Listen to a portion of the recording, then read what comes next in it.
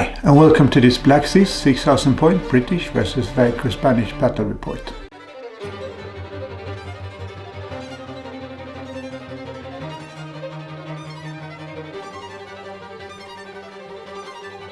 So we are playing this battle using mostly rules by Warlord Games, the Black Seas rule set.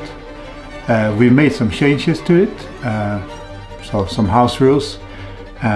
Many of those changes, they come from Modeler Phil and his excellent quick reference sheets. You can see them here. We made some changes to these ourselves, mostly to the way critical hits works. So now it's a little bit harder to score a critical hit at the distance. Also level of sail, and yeah, a couple of small changes to make the games play more like we like them. We've changed the rules for the British, removing the +1 to shooting, and also we've added a few types of ships. So for instance, 120 gun first rate, 80 gun third rate, also tweaking the stats up and down and the point costs and so on. The British fleet consists of 15 ships of the line, led by HMS Caledonia, a first rate with 120 guns, HMS Victory, another first rate and also a famous ship, and then HMS Barfleur, a second rate, also HMS Bellerophon, which is another famous third rate. The British line also consists of HMS Minotaur, HMS Revenge, HMS Bellona, HMS Colossus and HMS Ajax. All these are regular 74 gun third rates. However, Minotaur does have a veteran crew and more coordinates upgrade. HMS Minden and HMS Conqueror are another two third rate 74 gun. We have four 80 gun third rates: HMS Foudroyant, more coordinates and veteran crew; HMS Tonnant, more coordinates and sturdy; HMS Gibraltar and HMS Norway. The special rules for the British contain, among others, Admiral Cuthbert Collingwood with his reroll to the first initial broadside, which turned out to be very overpowered, so we'll see if we use that again. Also a Horatio Nelson with all his special abilities, like you can see. HMS Bellerophon and Victory also have rules of their own.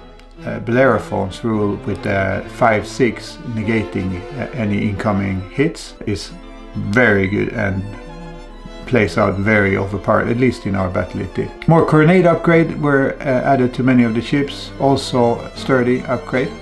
The British have the tracking proficiency and the admiralty upgrades as in the Black Seas rules. We removed the +1 to shooting for the British because we found it didn't play like we liked it. The French have one famous ship, the Bucentaure, with her additional turn. She's a third rate with 84 ship points. There's also two 120 gun first rates, one with a regular crew, one with a veteran crew. This one also carries the French Admiral, is overgun and a real monster to face. 8 heavy guns, 5 light, 3 coronets. The French also have a couple of third rates, the Mistral, Dixmude, Tonnerre, Bayard is another, it's an 80 gun third rate actually, and then Argent, which is a 5th rate frigate. The Spanish have one famous ship, the Santa Ana, for 550 points, and this one also carries the Spanish Admiral.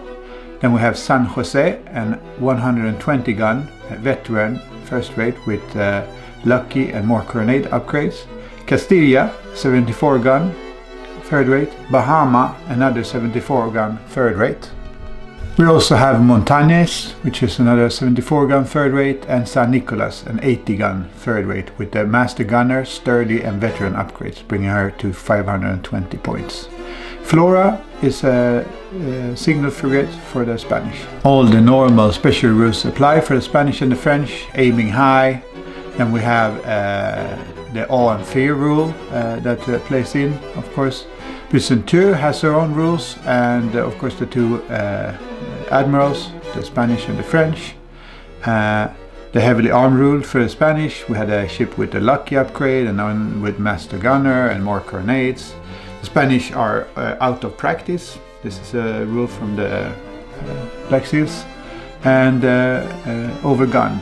So a couple of special rules to take in consideration while we're playing this battle. Our CMAT is 8x4. It's a custom one from War Sigil. We actually didn't make this one ourselves, but we bought it.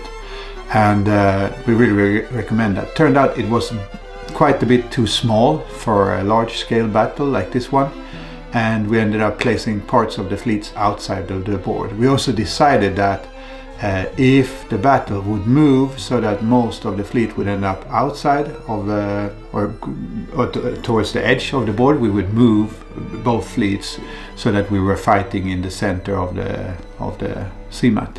The wind was blowing from the southeast towards the northwest, and that meant that the Franco-Spanish had the wind gauge. This stayed the same the whole battle. We did roll for the wind, but it stayed the same for the whole battle. The first ship to open fire in this battle was San Jose at the Spanish van, a first rate of 120 guns. She opened up with her boat chasers on HMS Bellerophon, scoring 2 points of damage. HMS Bellerophon does have this special ability of negating hits on a 5 or a 6 on a d6. So the first turns were mostly spent maneuvering, turn 1 and 2, trying to get in position to fight. We ended up having 2 lines for each side. I think this is an artifact of the small map. I was actually considering running my whole fleet as one long line, one long conga line. But then at the last moment I ended up deciding to split it in 2. However, I did have my first line containing 10 ships of the line, so that took a long time before all of those entered play on the board. We did record the whole battle using a 4K camera, and that can be seen at the end. I ended up using not so much of that footage. I was hoping to use more. But to make the battle report clear, I ended up just using parts of it. But I put the whole thing speeded up 30 times at the very end of this battle report. So if you want to watch all those ships and maybe get ideas for your own paint jobs and so on, I will put a bookmark so that you can go to that section and watch that at the end.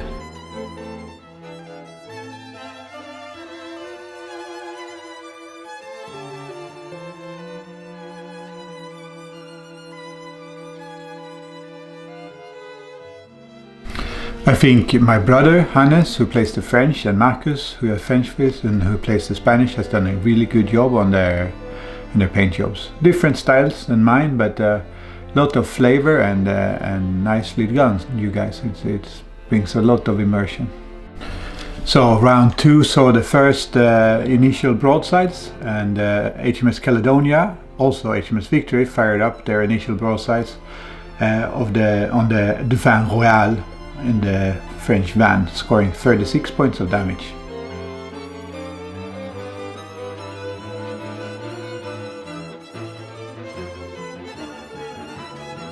Also the British 80-gun third rate HMS Foudroyant fired her initial broadside on the Spanish van, the large first rate San Jose, scoring 15 points of damage.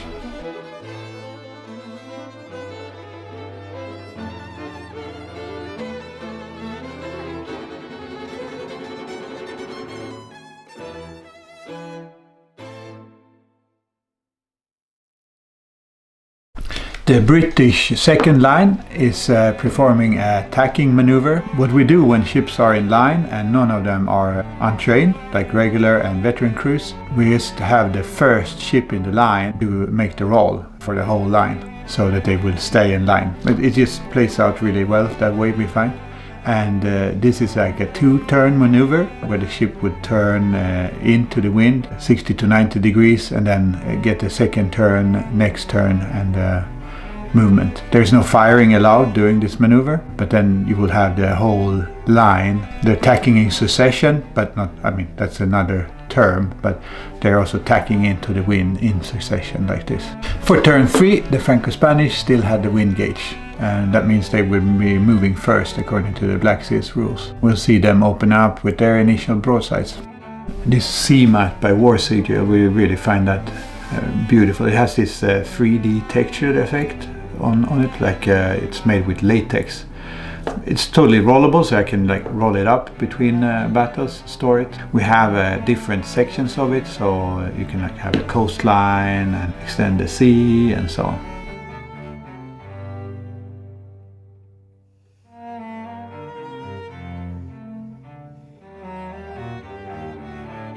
First out is the San Jose with her initial broadside.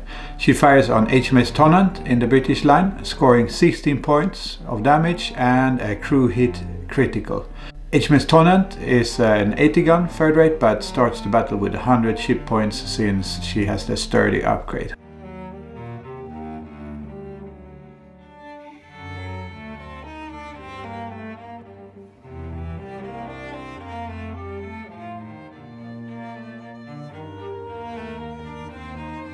The Fin Royal in the French van opens up with her initial broadside on HMS Barfleur, scoring 35 points of damage, a quarterdeck hit, a gun deck hit and a rudder critical. This was one of the first rudder criticals, and it turned out this battle was a rudder critical battle because, as you will see, there is plenty of more rudder critical hits.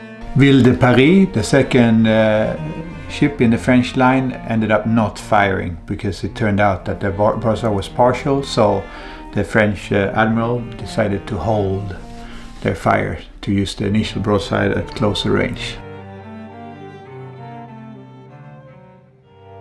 The HMS Caledonia and the HMS Victory fires their second broadsides, and this time towards the Ville de Paris, the other 120 gun French first rate, scoring 23 points of damage, a quarterdeck hit and another rudder critical. The second rudder critical in this battle, I think. Where is it? The first? No, second. Crazy the amount of rudder criticals. They break the line. We have the rule where even if there is a rudder critical, there's not going to be a lot of collisions, but the ship breaks out of the line, and unless it's traveling straight forward, then there might be a collision, of course. The two first ships in the French line has already at this point taken quite a bit of damage. Luckily they're quite large. With the 120 gun they end up with 120 ship points. HMS Barfleur, the British second rate, fires her initial broadside on the Fin Royal at the French van, the 120 gun first rate, scoring heavy damage. Unfortunately I did not record this. HMS Bellerophon fires her initial broadside at close range, scoring heavy damage on Ville de Paris. And HMS Foudroyant also fires a broadside at close range, this one on the Fin Royal, however, also scoring a lot of damage. So the two first raids in the French line have at this point taken quite a bit of damage.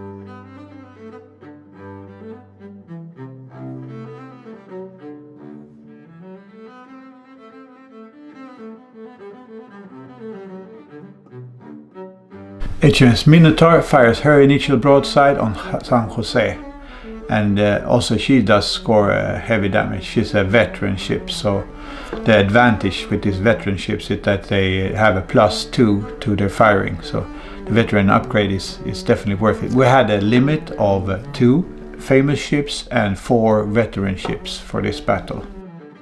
HMS Minden also fires her initial broadside, this also at San Jose. This causes damage and also the fire critical. So a fire breaks out on San Jose.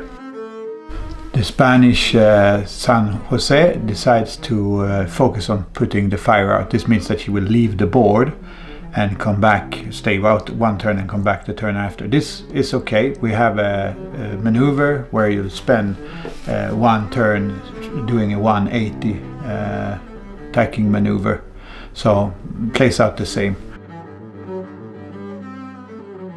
Santa Ana fires her initial broadside, scoring 21 points of damage and a rudder hit critical on HMS Minden. St. Nicholas fires her initial broadside, scoring only 9 points of damage on HMS Tonnant. St. Nicholas is an 80 gun Spanish third rate.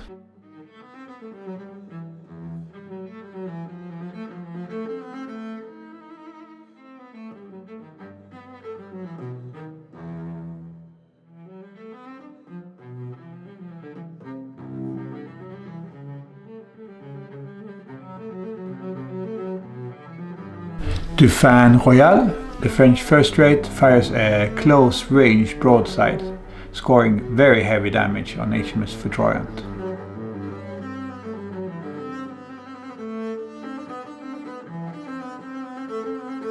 Ville de Paris fires her initial broadside at close range on HMS Bellerophon. However, this is in parts blocked. The following two ships in the French line will also fire on the HMS Bellerophon, but as you will see, she manages to block a lot of that damage.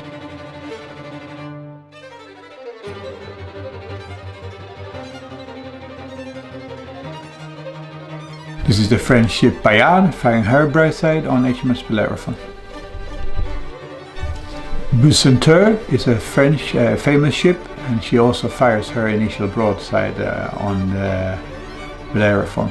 Bellerophon is attacked by 3 ships, but since she manages to block a lot of the attacks, I say only, still there's a lot of damage, but 49 points of damage, and then we have another rudder hit. So this was by far the most common critical hit in this battle. So next turn or next action she will be out of control. HMS Bellerophon is out of control with rudder damage at this point. She still manages to get close enough to the Bucentaure, firing a close range broadside, scoring 12 points of damage and returning the favor with a rudder hit. HMS Foudroyant fires a broadside at close range, scoring heavy damage on the French ship Bayard. HMS Tonnant fires her initial broadside at close range on Dauphin Royal. She has now received so much damage that she's actually wrecked. So she's soaked up a lot of the early damage in this battle, but turned out it was too much and she's the first casualty of this battle. We make a lot of replacements for damaged and wrecked and struck ships and so on. It has a lot of immersion. Also the ships staying in play looks good, and they also provide a hindrance like they would in reality. Since Minden is out of control with a rudder hit, HMS Bellona decides to go off and engage the enemy more closely by herself. She turns off and goes towards the Spanish line, firing her initial broadside at close range on the Spanish 80-gun third-rate San Nicolas, scoring 32 points of damage. HMS Conqueror, at the end of the first British line, fires her initial broadside on the Spanish first-rate Santa Ana, scoring 20 points of damage. HMS Caledonia fires a broadside on Bucentaure. The British second line completes their attacking maneuver. We have the signal frigates there, and they need to stay in contact with the fleet so that orders will carry. So a turn, like the turn the HMS Norway just performed, would not be possible. You will have to make other skill test for the other ships in the line unless there is a signal frigate close by. So that's their role in this battle. So each side have 2 signal frigates, and of course the rules of engagements apply, so mostly third rates and above would not fire on these fifth rates. However, they could, by doing a skill test, it would be possible. So here we have some stills of the action so far. Close broadsides between the British first line and the French line, yard arm to yard arm, and then the Spanish line and the British second line converging. Turn 5, and the wind is staying the same.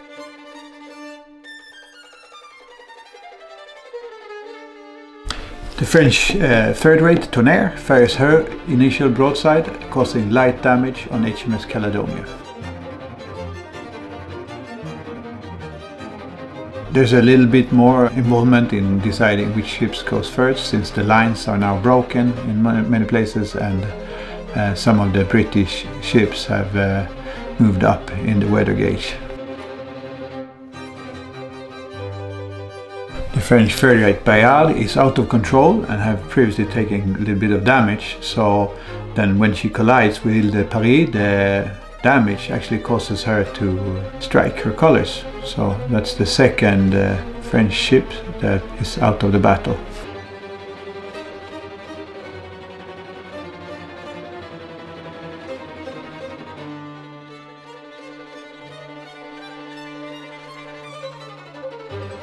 HMS Bellona is out of control due to a rudder critical, but still managed a broadside on the Spanish ship Castilla. It's a 74-gun third rate. She scores 11 points of damage.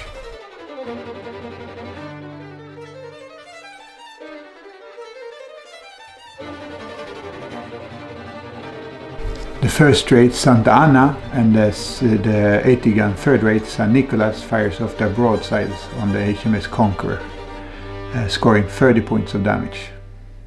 They are also moving up around the first British line and getting closer to engaging the second.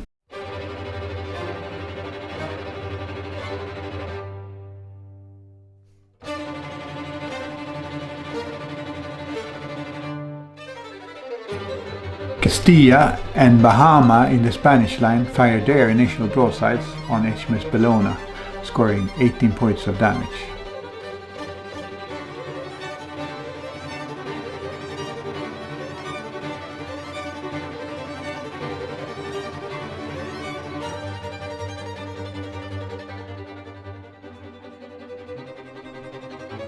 HMS Foudroyant fires a broadside at close range on the French third-rate Dixmude.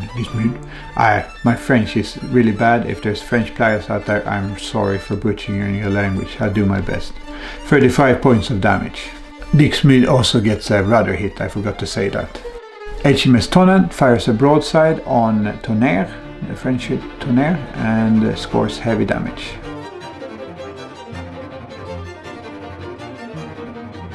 Ville de Paris fires a broadside at close range on HMS Minotaur, scoring 22 points of damage. HMS Minotaur then returns the broadside at close range, scoring lots of damage, and now Ville de Paris only have 26 points left. This means that she has to test to strike. She does, however, not fail it, and she stays in play.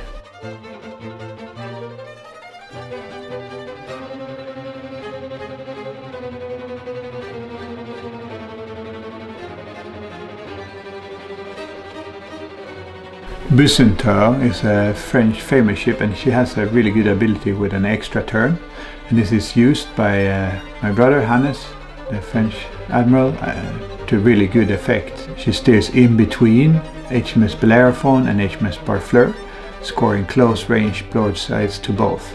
Barfleur is down to only 39 points at this point, and Bellerophon finally strikes after taking and actually blocking a lot of damage.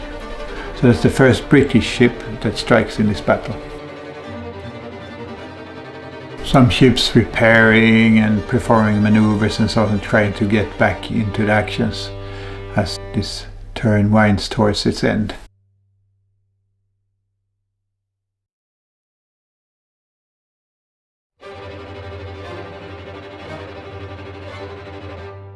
HMS Caledonia, the British 120-gun first rate, fires a broadside on the French ship Mistral at the end of the French line, scoring 14 points of damage. HMS Conqueror fires a broadside on Ville de Paris, and there is more damage done. She is very low and has to test again for striking, but actually managed to stay in the battle.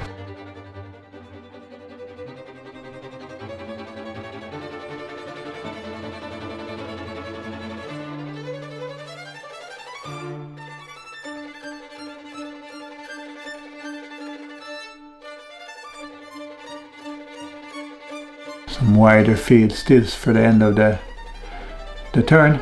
Close action, yardarm to yardarm in the center, and then the Spanish line and the second British line closing on each other.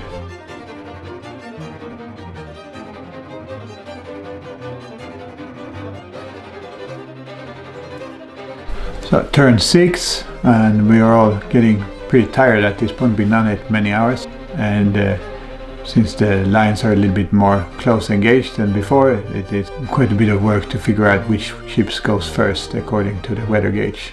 Tonnerre fires a broadside at close range on HMS Bellona, and she only has 36 ship points left, and she also gets another rudder critical hit. That's the second one, so again she's out of control.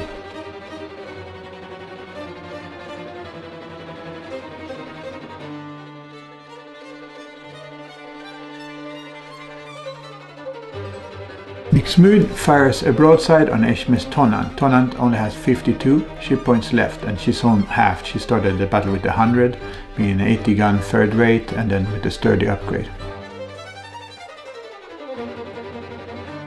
Mistral also fires a broadside, this on HMS Foudroyant. Foudroyant only has 25 ship points left at this point, but she succeeds in not striking her colors.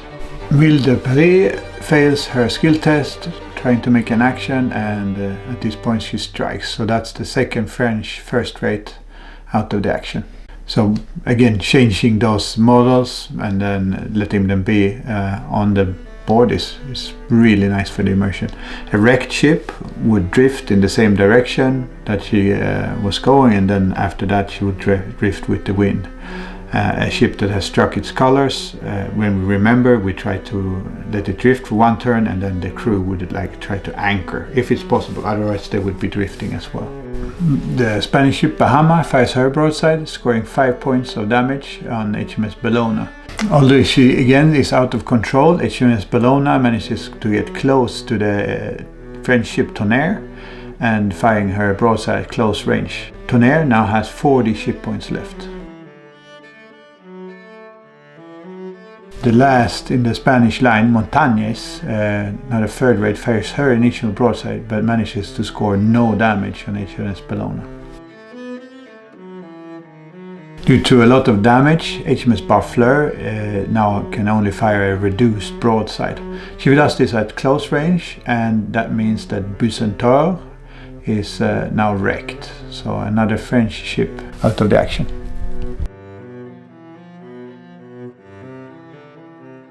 HMS Minden fire a broadside on close range on Dixmude. Dixmude strikes her colors, another French ship strikes, so this was not a really good round for the French.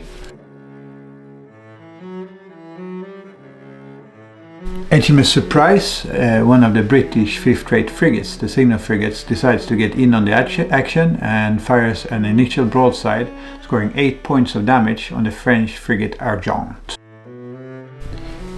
HMS Norge, in the van of the second British line, fires her initial broadside on Santa Anna, and Santa Anna now is at 78 points. The HMS Norge was actually a Danish ship of the line that the British captured at the Second Battle of Copenhagen.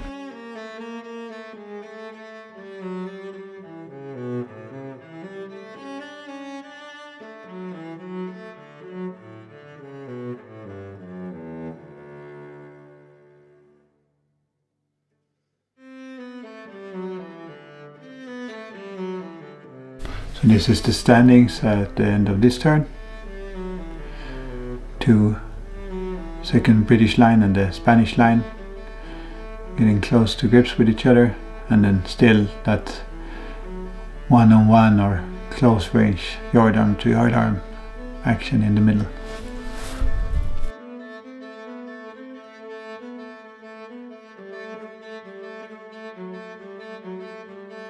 So this is turn 7, and the winds still stay the same.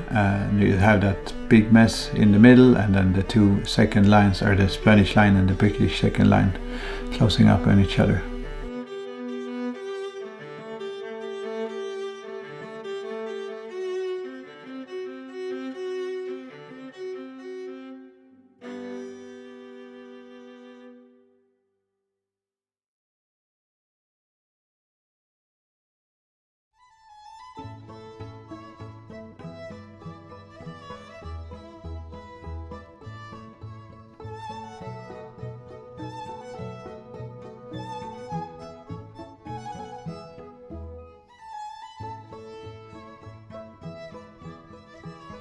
HMS Surprise firing her second broadside, this time at close range on the French frigate Argent.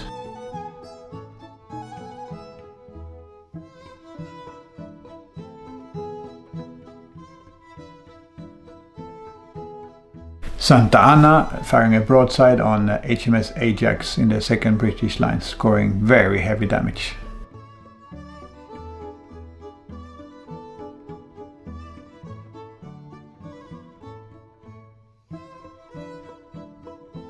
Castilla firing her broadside on HMS Norge, scoring some damage, and San Nicolas, the 80-gun Spanish third-rate, firing a heavy damage broadside on HMS Gibraltar, which is also an 80-gun third-rate.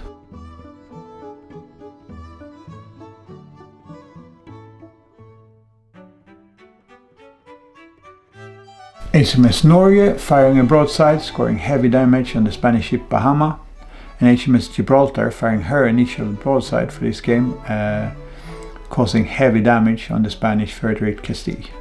Beautiful how the lines are turning around each other here.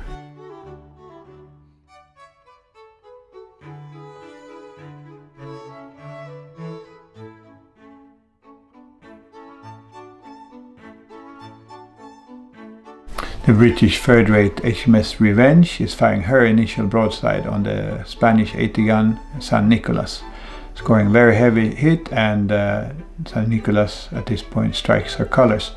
First Spanish ship in this battle to strike her colors. So as it turned out, this is the final round, round 8, and this is the positions at the beginning of this round. So already before this round we know we were going to end it after this. So just see what was the last hits scored here in the battle.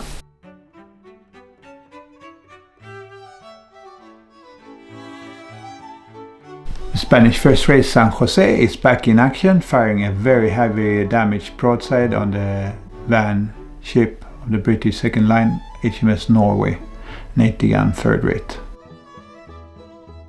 Having turned herself into the wind and ending up in irons, HMS Surprise drifts, but ends up close enough to the French frigate Argent to fire a close-range broadside. This turns out to be too much for the Frenchmen, and they strike their colors. The French ship Mistral fires a broadside, scoring moderate damage on HMS Minotaur. Everyone being so tired, we forgot the HMS Tonnant, so we had to take the moves back. Mistral still fired on Minotaur, scoring her damage, but she also received some damage from Tonnant.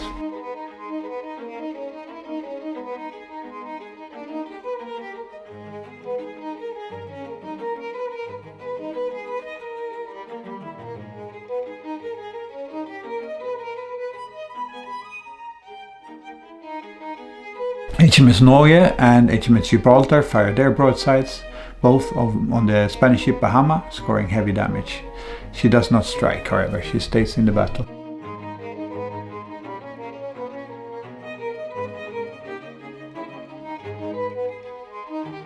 HMS Colossus at this point enters the battle, firing her initial broadside on the Spanish first-rate Santa Ana, actually scoring a critical hit and setting her on fire.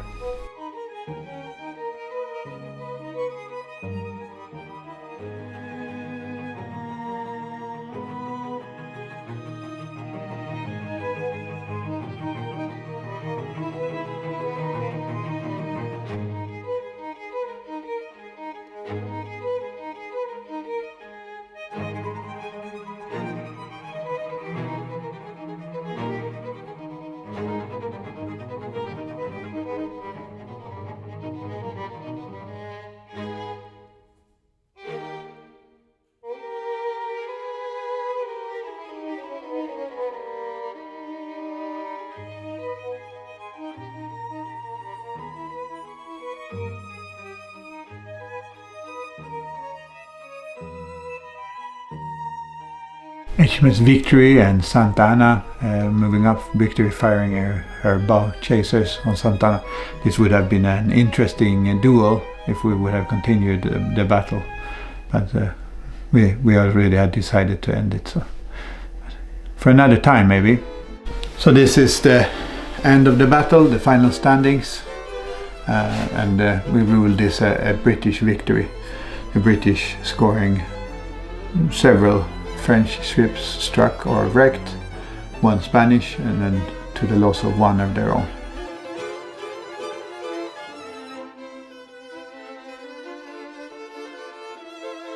These are the ship code at the end of the battle. HMS Victory and Caledonia, having engaged early on, not receiving very much damage actually. Barfleur, however, received a lot of damage, being more than halved, and Bellerophon ended up striking. The British 80-gun third rates, Tonnant, Norge, Foudroyant and Gibraltar are all still in the battle in various degrees of damage, Foudroyant being the most heavy damaged of all of them. Colossus and Revenge, not receiving much damage, or actually Revenge did receive quite a bit at the very end there. And then Bellona surviving with 31 ship points after engaging the Spanish line alone more closely. HMS Minotaur, Minden, Ajax and Conqueror all still in the battle in various degrees of damage. The French ended up losing the most ships, including a 5th rate frigate, the Argent. Both the French first rates ended up wrecked and struck, and then also Bayard and Bucentaure and another French, Dismude, ended up lost in this battle. The only Spanish ship that ended up striking her colors were the 80-gun San Nicolas. She was in a lot of the action in this battle, so she received a lot of damage, but at the end she also struck.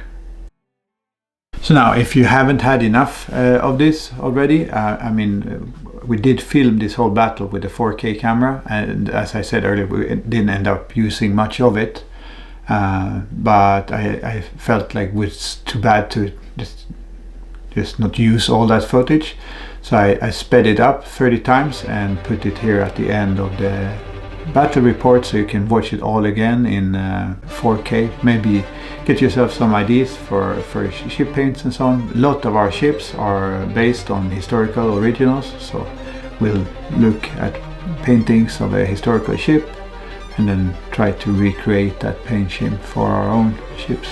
Have a watch if you want. And this is otherwise the end. I'm not going to be commenting anymore on that 4K footage. So this is the end of this video. So if you haven't subscribed and you feel like this is okay material, then I suggest you subscribe. The channel is a lot of fun and I would like to continue to do it, and subscribers always helps. And if you like the video, give it a like. I'll see you guys for the next one. Next one would probably be an unboxing. Big battles like this are really nice, but they take a lot of time, and my main interest is actually the frigates and frigate actions. So this new rule set that I'm receiving is going to be a lot of fun, because it's a lot more in-depth for single ship actions, or actions with maybe 2 ships on each side and so on. The rules by Waller Games as a base is really good for medium-sized, large-sized battles, and we used it for our Mediterranean campaign, which will probably be our next larger battle. We'll be finishing off that campaign. Once that's done, all the missions and so on has been corrected, we feel like it's ready, then we'll release it to you guys in some form or another, so maybe you guys can have a playthrough of our Mediterranean campaign 1803 to 1805. We really still do enjoy all of this gameplay and the painting and so on of the miniatures. Yeah, we end up using ships from various sources. Most of our early ships were from Waller Games, but then I at least find Turner's house a little bit more, especially for the smaller ships like the 5th rates and below, to be like a little bit more true scale and with the more variation and closer to the historical originals perhaps. I mean, the Waller game models are beautiful, and we end up using them as well. Also the masts from Waller, the plastic masts, when I'm lazy, that's what I'll be using. Sometimes I build my own masts and so on, as you can see in other videos by me, but it is Waller Games, they release some really nice models and a really nice base set of rules. And if you get interested from watching this battle report, I would suggest that you get yourself the Master and Commander starter set from Waller's Games. That includes the original rules and then enough ships in plastic to get you started and play some battles and get hooked like me. My wife actually calls this hobby that I picked up ship crack, because she finds that I'm as addicted to it as I would be if I would be using crack. I don't know. I do love it. I mean, and I do like making these videos. There are a lot of work, especially these battle reports. So we'll see how many I make of these battle reports. But otherwise, really enjoy interacting with you guys, and I appreciate all the positive feedback that I get. That's a real boost to my motivation for making more ships for myself and also for others, as I do some ships on commission. We'll see where we end up. I might be spreading my wings a bit further, and then I'll end up on the channel. In my mind, I have the idea of maybe starting up my first full wooden ship model. Maybe if that happens, I'll post it here on the channel, and maybe, yeah, you guys can see how that goes. Well, so that's all, folks, and I hope I see you, as I said, for the next one.